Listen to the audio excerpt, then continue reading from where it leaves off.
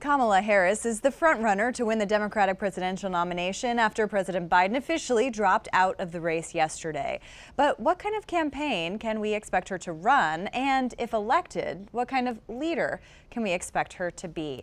Nii-Quartelai Quartey is here and he may have the answers for us. He is a professor at Pepperdine University, and he's the author of a new book called Kamala, the Motherland, and Me, which is set to be released tomorrow. So great to see you.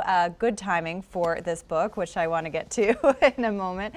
So you kind of started out this whole process by going on a trip with Kamala Harris to cover her visit to Africa. What did you learn about her through that trip?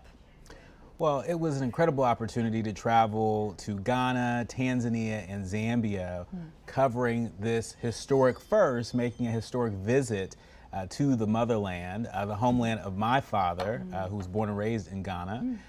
I learned that she is a focused leader, she's a determined leader, she is competent, she is cutting edge, and she is capable of meeting the moment. That's what I saw, and I saw it on display on the world stage as she engaged with so many world leaders.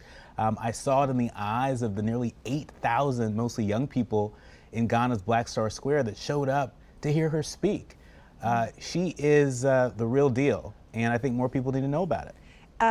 In the book, which we have here, it's on the cover, it says, this is an invitation to challenge your assumptions about the Vice President, Africa, and ourselves. What kind of assumptions are you challenging here? I think people make assumptions that the Vice President's over her skis, that she's not ready for prime time, that she doesn't have enough foreign policy experience, that somehow the world is not ready, America is not ready for a black woman to lead.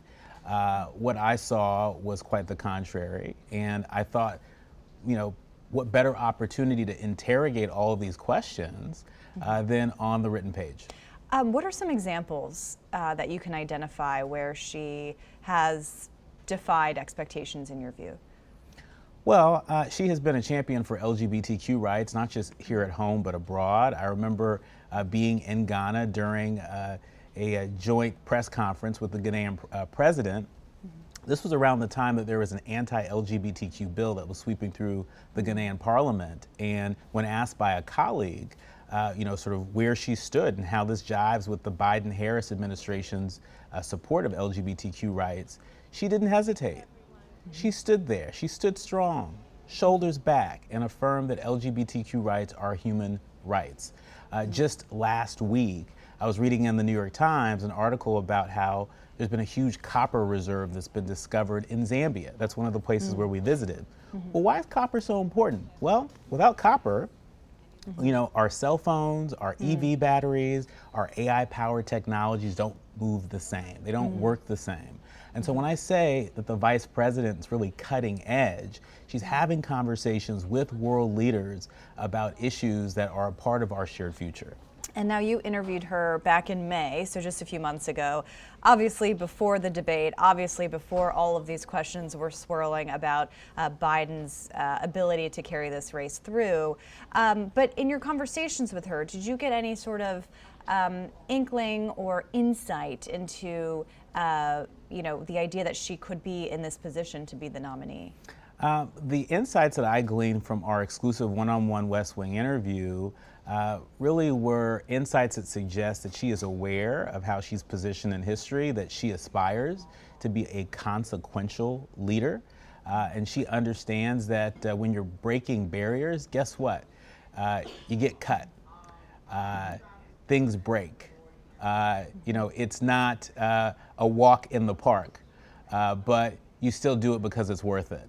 That is the mindset that drives Vice President Harris, and it's probably the same mindset that's going to help her to clinch the Democratic nomination if things continue to trend the way that they are. What kinds of challenges do you think she's going to face now that she is likely to be on the top of the ticket?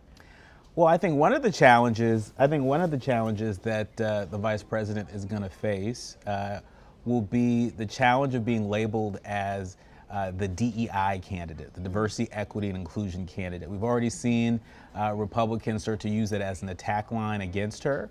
I think they're unwise to do that because remember, this nation is changing. It's browning. It's becoming increasingly more multicultural.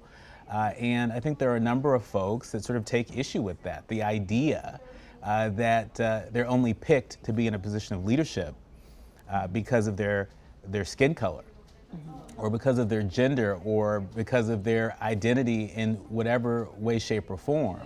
And so I think folks underestimate her at their own peril. She hasn't lost an election. She's never been in an election on the ballot and lost, and that says something, especially being someone who is so unconventional in so many other ways. All right, well, we will stay tuned for this candidacy, but also for your book, which comes out tomorrow. Congratulations on the release, and thank you for being here. Thank you.